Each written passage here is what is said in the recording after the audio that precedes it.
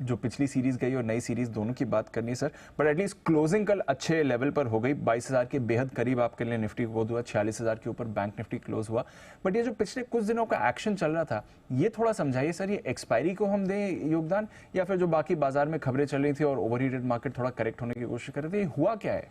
देखिए दीप, सिंपल सी चीज़ है। वैसे जिन लोगों को फरवरी से शिकायत है वो शिकायत रखें, लेकिन हकीकत ये है कि 630 पॉइंट ऊपर आपका बंद हुआ है निफ्टी और करीबन 1250 अंक ऊपर आपका बंद हुआ है बैंक निफ्टी। तो सीरीज दर सीरीज अगर आप देखें तो कोई बाजार खराब तो बंद हुआ नहीं है। अब रहा सवाल, बात वही है जो आप कह भी रहे थे कि पिछले हफ्ते हमने हाई पर हाई बनाए, लेकिन वो कॉन्फिडेंस और वो माहौल नहीं बन रहा है, क्योंकि मिड कैप और स्मॉल कैप शेयरों में वो एक्शन नहीं है जो आप देखना चाहते हैं। और मैं आपको फिर कहना चाहता हूँ कि इस सीरीज में भी मैं मिड कैप और स्मॉल कैप शेयरों को एक्शन को लेकर अति उत्साहित नहीं हूँ। मतलब बहुत नेगेटिव नहीं, लेकिन ये थोड़े से अंडर परफॉर्म करेंगे अब लार्ज कैप्स के मुकाबले में। उसके कई कारण कल हमने बताए। एक और जहां सेबी की तरफ से एमफी को डायरेक्शन आया और एमफी ने फिर म्यूचुअल फंड्स को लिखा है कि भाई आप स्मॉल कैप मिड कैप शेयरों में खरीद तो रहें, लेकिन सावधानी रखें, डिस्क्लोजर नॉर्म्स थोड़े से बढ़ाएं।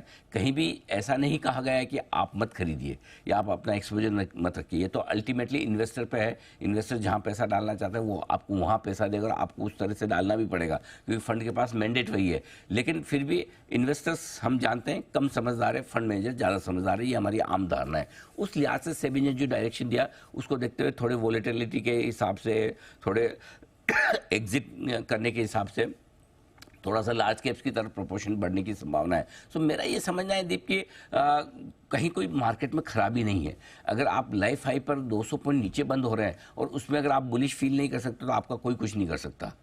ठीक है, अभी तक ऐसे संकेत नहीं आए। हाँ, ये ज़रूर है कि फरवरी के महीने में एक बदलाव जरूर आया है, वो ये कि लार्ज कैप मिड शेयरों की पसंद अब बढ़ती दिख रही है मिड कैप स्मॉल कैप शेयरों के मुकाबले में। जो अब बड़ी इंपॉर्टेंट चीज जो मैं बताने जा रहा हूँ वो ये है कि वो मार्च में भी रह सकती है। मार्च में भी रह सकती है। हाँ, क्यों? क्योंकि देखिए मार्च के महीने में आमतौर पर लिक्विडिटी की समस्या होती है। बैंक्स अपनी फंडिंग कम करते हैं, ब्रोकर्स अपनी मार्जिन फंडिंग कम करते हैं। मिड कैप स्मॉल कैप शेयरों में थोड़े से फंड कोशिश है।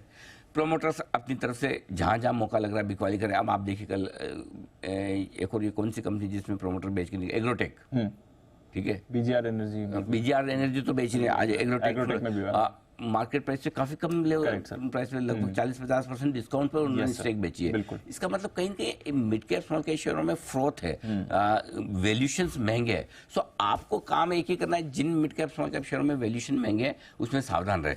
ये मैं सिर्फ ये कह रहा हूँ कि मार्च का महीना मिड कैप स्मॉल कैप शेयरों के लिए थोड़ा कॉशियस ही रहना है, ट्रेडिशनली भी रहता है, तो वो थोड़ी सी सावधानी आपको इस बार भी रखनी है। आपको याद होगा लास्ट ईयर मार्च में इसी वक्त 28-29 मार्च के आसपास हम मिड कैप स्मॉल कैप शेयरों पर बड़े गजब के बुलिश हुए थे। हो सकता है इस महीने के अंत में हम वापस से वो सिचुएशन देखें, जो उससे पहले थोड़ा हल्का हो सकता है। लेकिन इस हल्के होने की प्रोसेस में सिर्फ 2-4 दिनों के लिए, 1-2 हफ्तों के लिए ट्रेड करने वाले लोगों के लिए सलाह है। जिन लोगों ने अभी भी मिड कैप में 1 साल के व्यू से पैसा लगाया उनको कोई खास डरने घबराने की जरूरत नहीं है। सो मेरे हिसाब से मार्च के महीने में भी व्यू पॉजिटिव साइड पर है, लेकिन मिड कैप स्मॉल कैप शेयरों पर नहीं, लार्ज कैप्स पे। लार्ज कैप्स जी, चलिए तो लार्ज कैप से व्यू थोड़ा बना के रखिए। मिड और स्मॉल कैप में वॉलेटिलिटी, प्रॉफिट बुकिंग फिर से आ सकती है।